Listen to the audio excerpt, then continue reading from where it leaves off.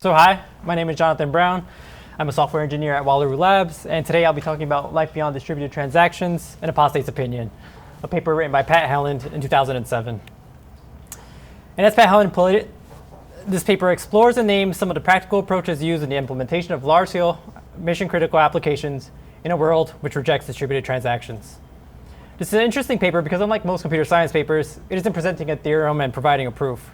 Instead, it's based around observations Helland has seen in the field, and is meant to help shape how we talk about and approach the things he has observed. And as a coworker of mine put it, it's a lot more descriptive, is a lot more of a descriptive paper as opposed to being prescriptive. I'm hoping that after this talk, you'll leave here with a new way to approach, sound good, and talk about building highly scalable applications without the use of distributed transactions. So Helland set out to accomplish a few things by publishing this paper. He observed that there was an implicit understanding of the requirements for designing scalable systems, and yet the concepts and abstractions based around the interaction between transactions and scalable systems were not named or understood properly. He wanted to spark discussion around these concepts and abstractions in order to increase awareness and hopefully reach a common set of terms and approaches to building scalable systems. He also wanted to frame the discussion around almost infinite scaling and how the need to go from a single machine to many machines motivates the use of these abstractions. And I'll touch a bit more on this later.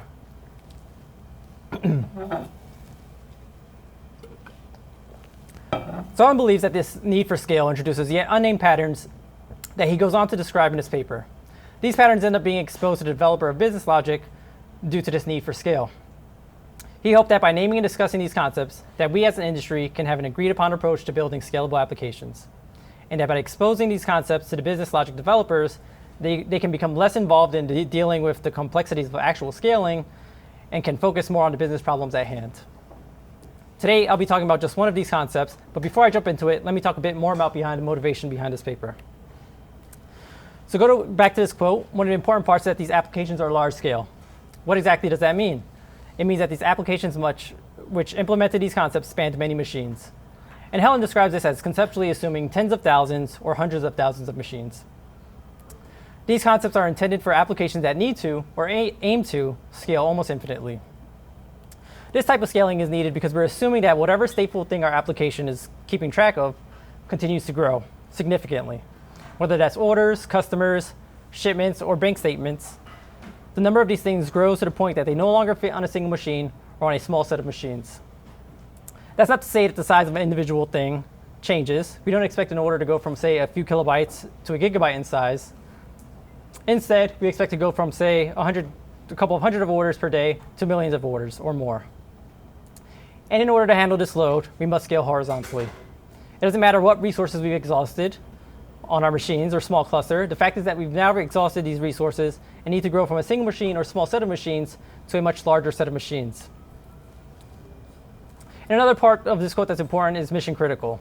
The applications Pat Helland had observed, which implemented these concepts and abstractions, were vital to the survival of the businesses they served. A failure or disruption to these systems would have a negative impact on the overall business. And as we know, the more machines you introduce to a system, the likelihood of a failure occurring drastically increases.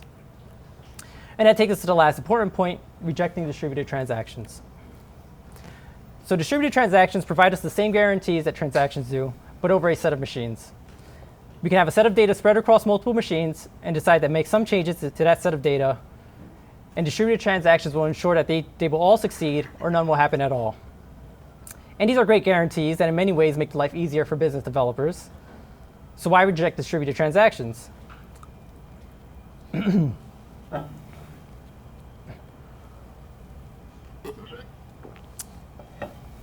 So as Helland mentioned in the paper, they introduce performance overhead and fragility that makes them impractical to use. Although most distributed transactions are designed to handle some type of temporary failures, it's also true that they are not entirely resilient to all types of failures, and in some cases need manual intervention to come to completion. And as I mentioned before, due to the need for scale and these applications spanning across many machines, the likelihood of failure is much larger than it would be on a small cluster. This amplifies the fragility of distributed transactions. This need for scale also impacts the performance of a distributed transaction. The more our data and state is spread across machines, the more coordination is needed between these machines in our distributed transaction to complete. if our application wasn't mission critical, we might accept the lackluster performance of distributed transactions at scale. But if we're expecting response times that distributed transactions at scale can't provide, we need to avoid the performance bottlenecks that they introduce. So ultimately, we're going to need to avoid coordination. And as you can imagine, a single network hop doesn't take much coordination. But as more machines are introduced, the greater complexity of coordination is needed for a distributed transaction to complete. And the more we scale, the longer it will take for a consensus to be made. And since these are mission-critical applications, the likelihood is that we care deeply about performance, and additional time is typically a hindrance on performance.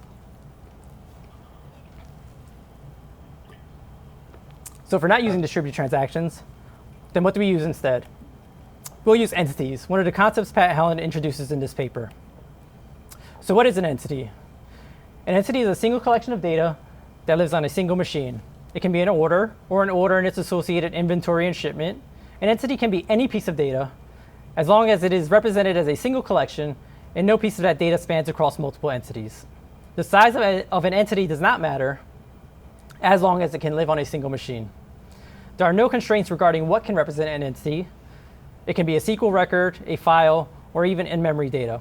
And an entity can only be manipulated by a single calling thread at a time. This means that there isn't much need for locks around our data, which can cause things like timeouts and data access failures. And you might look at this and say, hey, this sounds a lot like an object or a table in my database. But there are a few additional key properties to entities that distinguishes them from these. One of those properties is that entities are uniquely identified.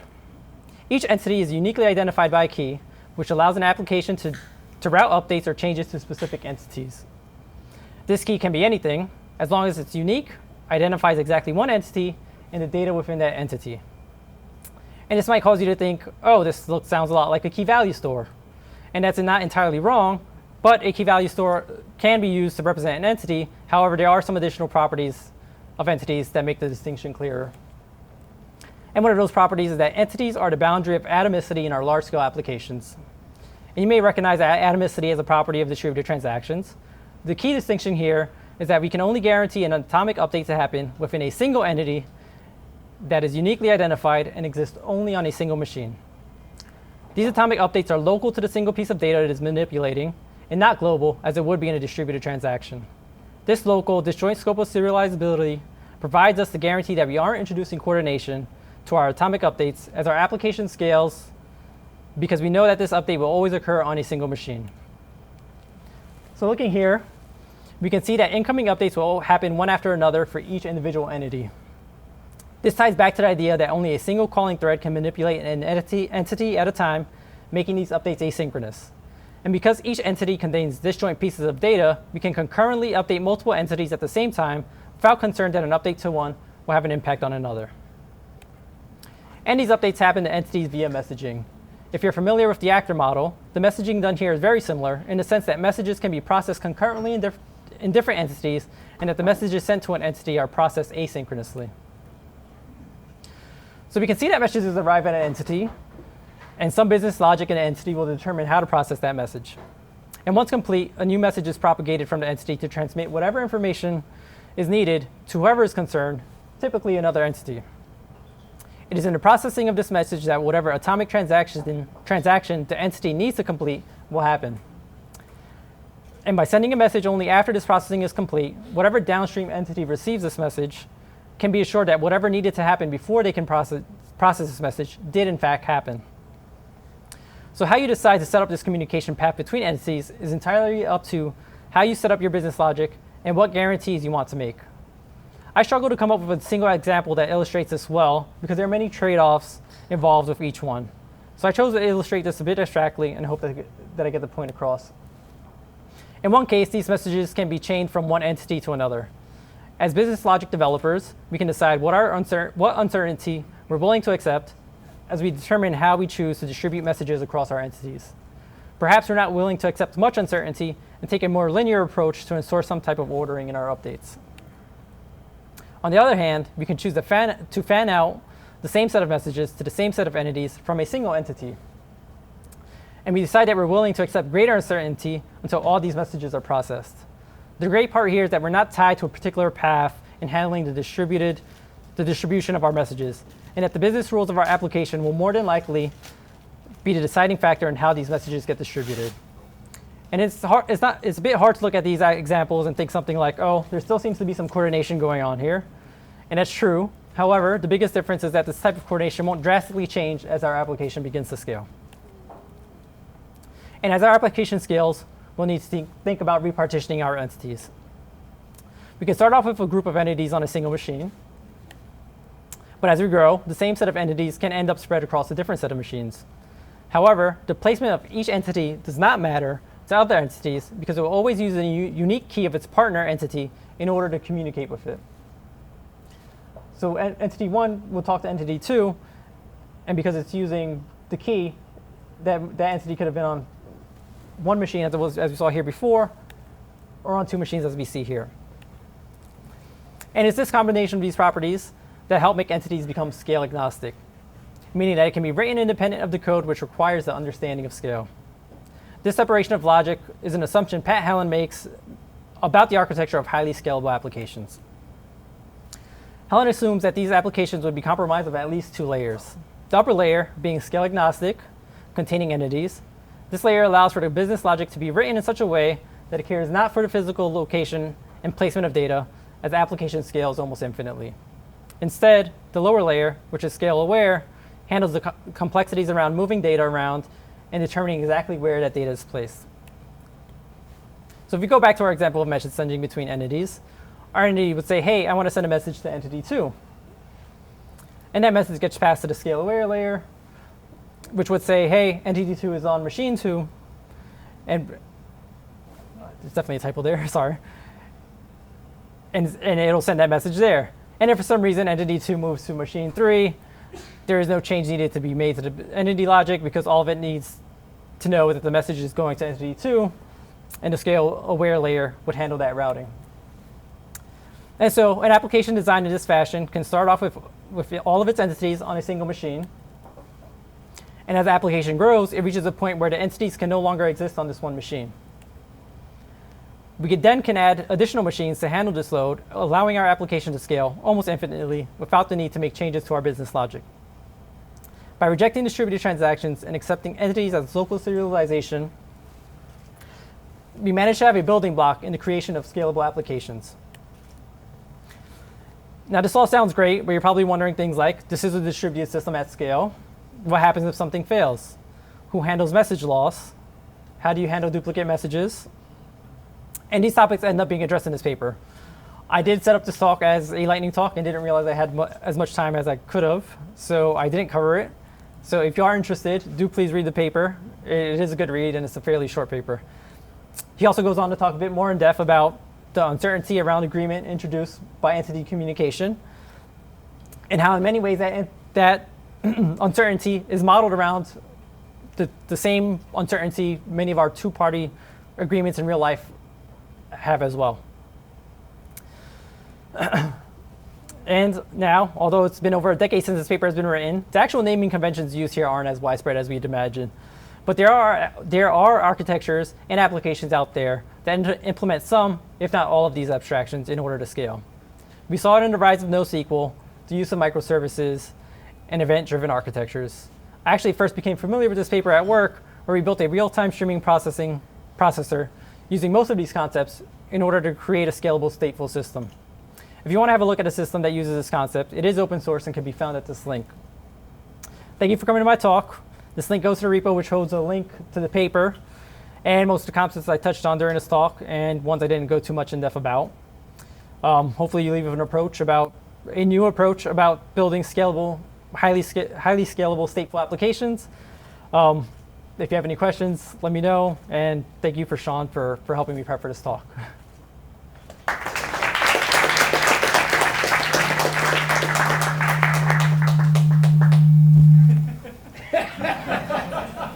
This thing really is very hot. Okay, well, I think we definitely have some time for some questions. So how about you hold the mic this time? Yeah. All right, so who has questions? Right up front here first. Yeah. Do you need to guarantee the uniqueness of entity across all the machines? Sorry? Do you need to guarantee the uniqueness of entity across machines? You do. How you do it? How do you do it? In the sense that it has a key and it belongs on a single machine, and you put it on a single machine knowing that you don't want to duplicate this data. If you do duplicate the data, you don't use that duplication as a way to have that access, that level of communication, so that whatever that one single copy is that you consider your true copy is always which one you communicate with. What if other machine creates the same entity, the same ID? Question is, what if other machines create the same entity and the same ID? Well, that won't happen because it shouldn't happen, because your lower layer is the layer that should handle how that creation happens. And generally, because it's a single message that, let's say the entity does not exist, that single message will reach a particular machine, and then it's that particular machine that will create that entity. Right. Follow? Yeah, of course. So the scale, so the scale component, it should know about the uniqueness entity across all the components. How you do without transaction? How do you do that without transactions? Yes. So this component need to this component which like make sure it's unique, like in each machine, so the other machine does not create the same, duplicate the ID entity, right? Yeah. So it's something had to know the global state of kind of all the machines, or somehow to just guarantee that each entity is unique. That's covered Yeah. in the paper. The bottom part, whether you use sharding or something along those lines, which would route these entities to a particular machine, the point is that the entities don't need to know about whether it's unique or not. It knows it's unique because it has this unique key which identifies it, and this other layer is the part that handles a lot of the complexities that you want to remove from the entity itself. You don't want the entity to say, "Oh, am I unique?" It knows it's unique in the sense that it has this key that identifies it, and something else is guaranteeing that key is unique. Does that make sense, or? How about you take that after? Yeah, we can talk after. Yeah. I think we have one back here.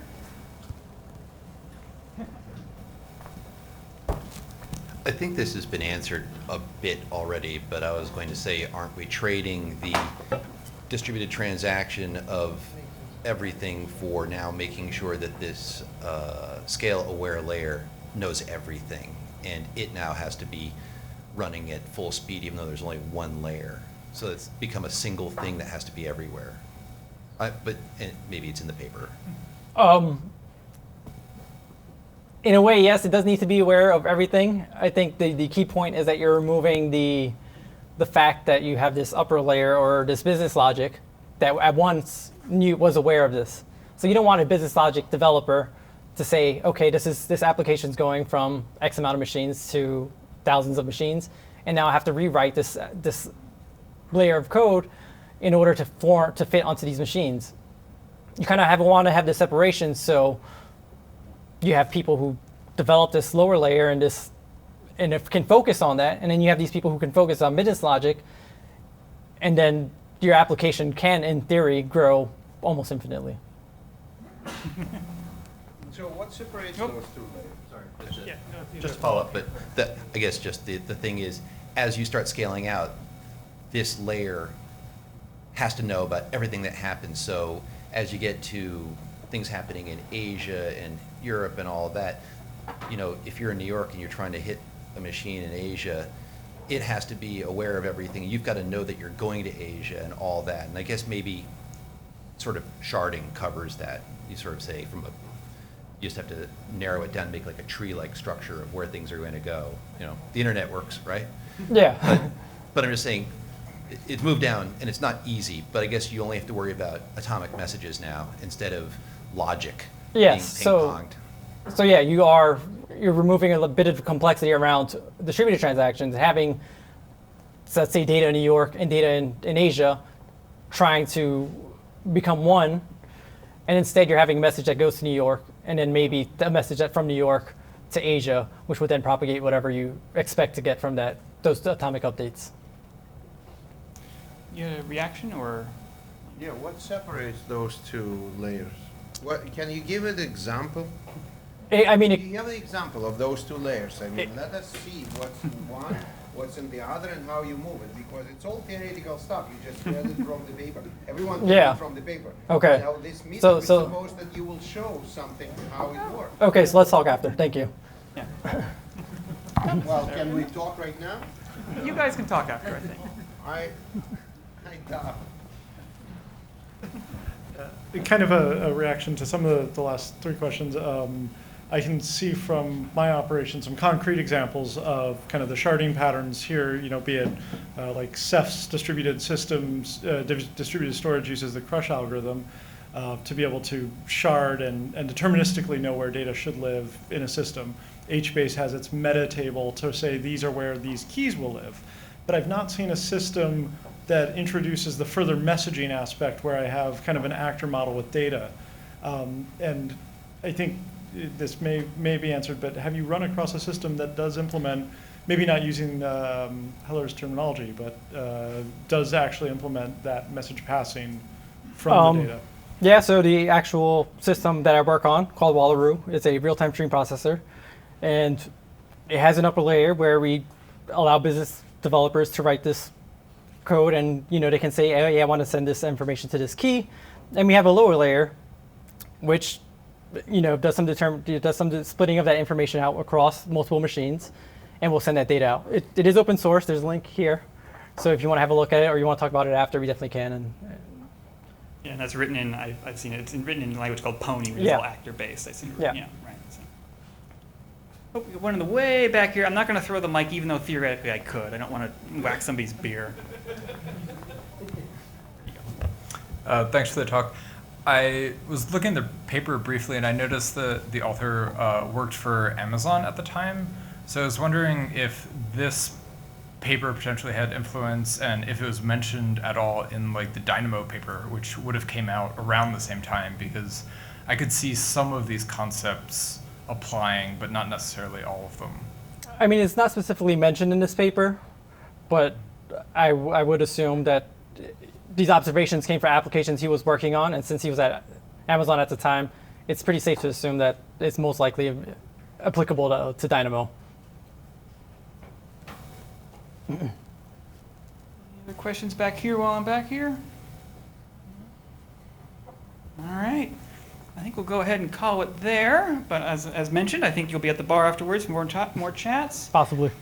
All right. Thank you. Thank you so much. We'll give a few minutes here to turn over and then have a second talk.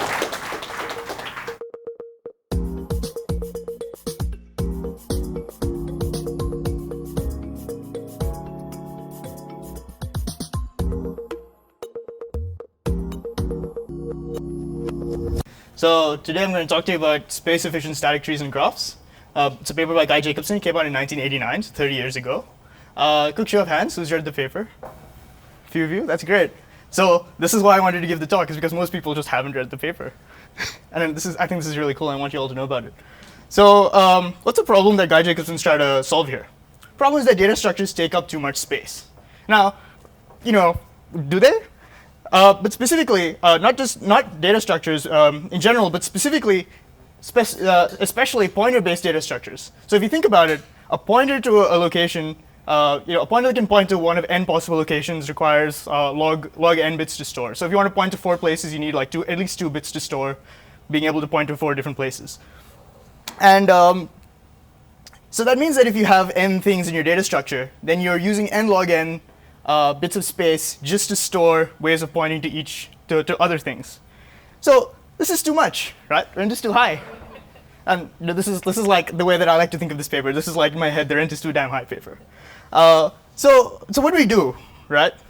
For example, in the paper, Guy Jacobsen goes over how unlabeled binary trees only require 2n plus some small factor of bits.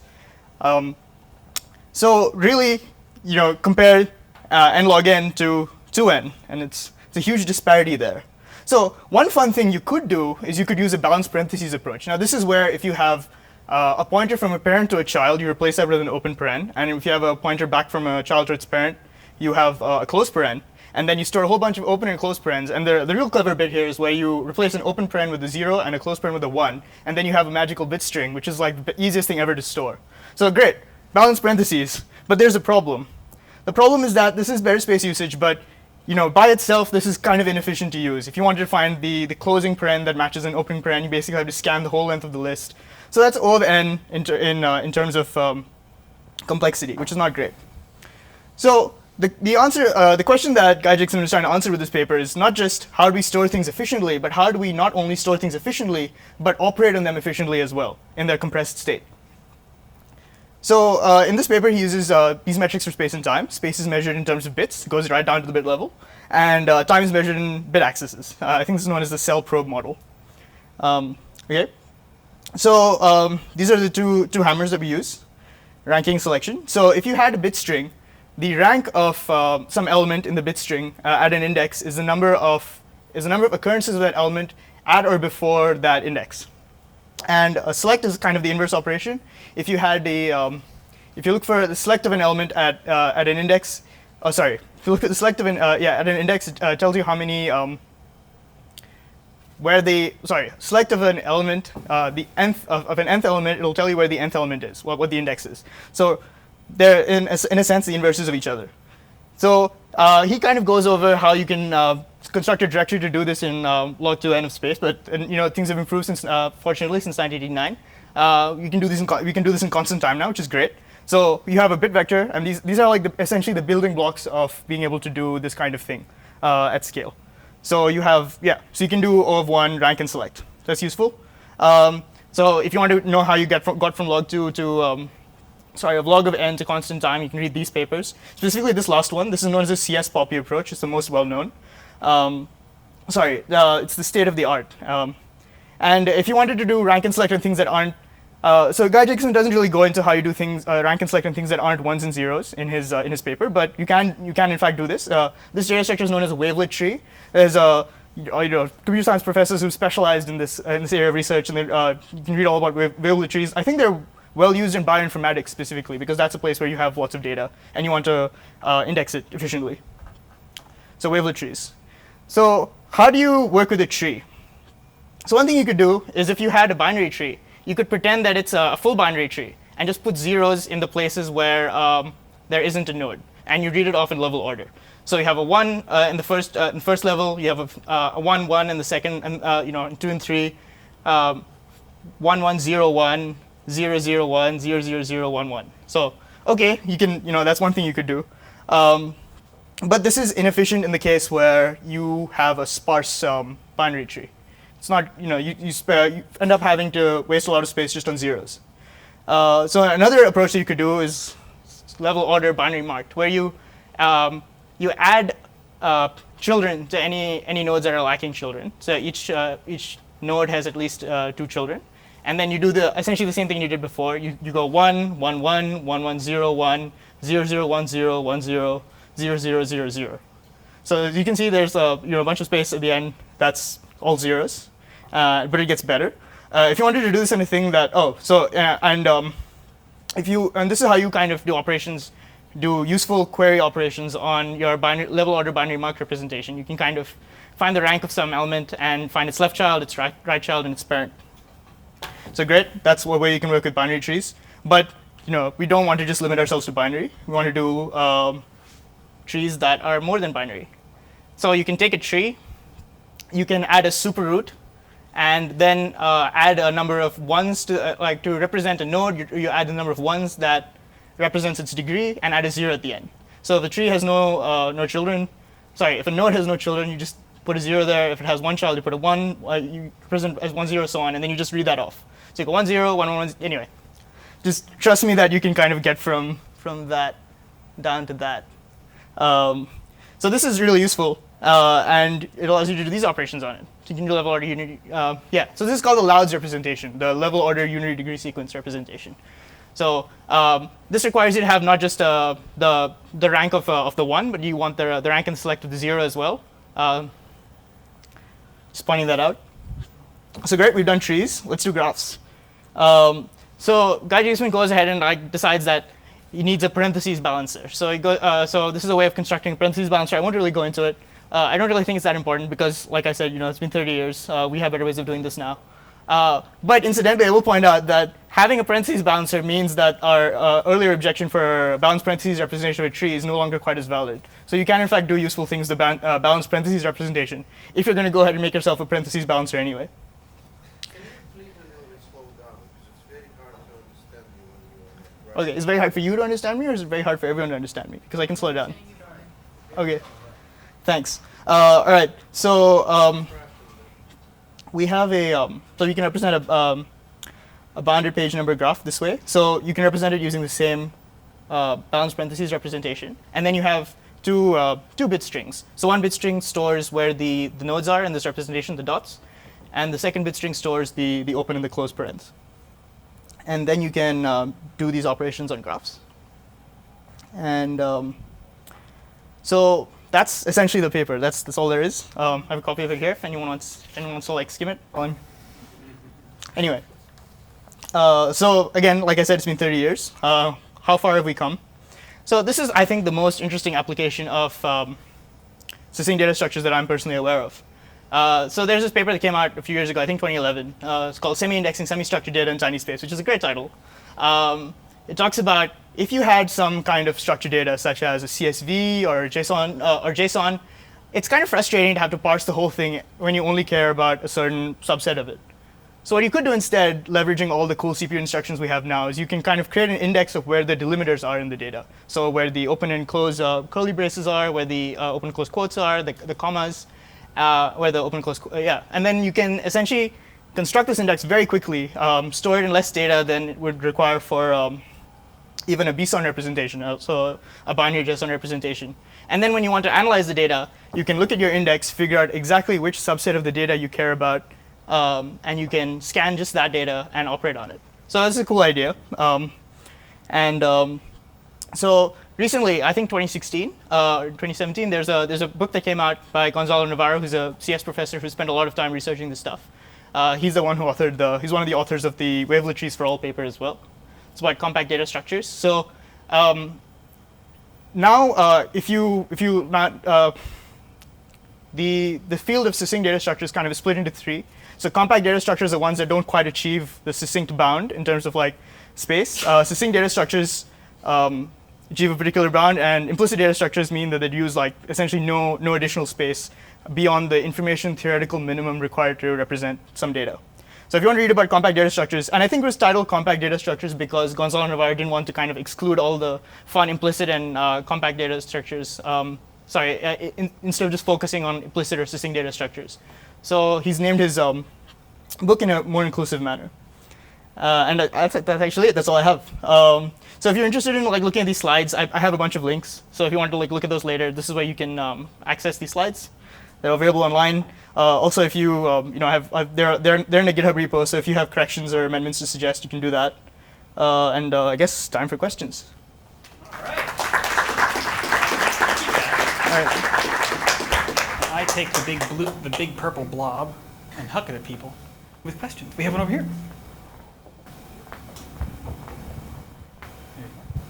Hey, how does this relate to Hashmap tries? Hashrate map tries.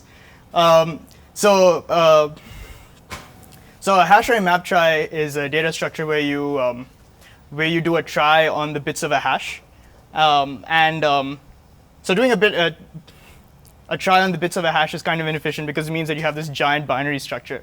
So instead, what you could do is you could store multiple things at each level. So if you could store up to 4 or 8 or 16 or some power of 2 elements at each level. But if you do that, then you end up having to allocate all these like wasteful arrays where there's only 1 element or 2 elements. So what you could do instead is that do another optimization on top of that, and you have a bitmap where the bitmap is based on the values of the hash. So you like take a chunk of the hash and use that to calculate the values. And this is all very hand wavy, but I do have a blog post that goes into this if you're interested. Because the kicker is that. Look at that SEO. Yeah, it's great. I planned this. So the bitmap, the pop count of the elements in the bitmap is equivalent to the length of the array. So the array can grow and shrink as necessary. So you get rid of the space storage, and all you have to do is like add an extra like tiny bitmap, which is like 16 bits in this example. So the idea of using pop count. So pop count, if you look at ways of constructing the directories for doing the fast rank and select, all of them inevitably involve pop count, SIMD instructions, things of that nature. So that's a connection. So you have a bitmap, you're querying it, and you do like succincty things with it. To kind of jump off that, there's another interesting data structure that's somewhat that takes some cool ideas from succinct data structures, known as a roaring bitmap. It's basically a way of storing a set of integers. So if I can, I will. Yeah. So these I think are used in databases as ways of storing indices and amongst other things. But even if you don't kind of go whole hog on the whole succinct data structures thing, you can use some of these ideas to make the data structures that you're already using faster and better. Yeah. Does that answer your question?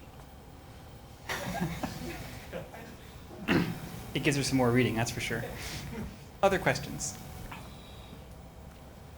I guess I should also point out, so I spent a lot of time in Haskell land, and people have gone ahead and implemented these ideas there as well, including this JSON parser that uses the semi-indexed, semi-structured, semi-indexing semi-structured data in tiny space idea. It's kind of, yeah, it's one of the ways I learned about this stuff. It's pretty cool. There's also libraries for this stuff in C++.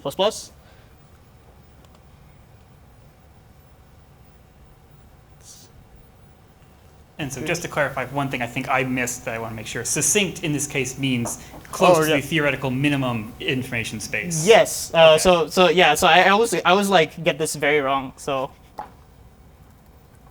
let's look at the definitive source. So that's so it's okay. Yeah. So it's implicit if it uses essentially very like almost no extra space. It's succinct if it uses little o space extra, and it's compact if it uses on the order of z space. Where z is the information theoretical minimal bound. And so the compact one is like, let's not go for the crazy stuff. Let's do the stuff actually you can work So with. compact includes succinct and implicit data structures, which is I think why the book was titled Compact Data Structures. Because I remember like learning about this stuff. I'm like, oh cool, like surely tons of people have written tons of books about this. And surprisingly, compact data structures is one of the only like book-length resources that I could find. So I have a copy of it that I've opened like 2 times, but I have a copy of it now. So one day. Yes, another question. Well, back over.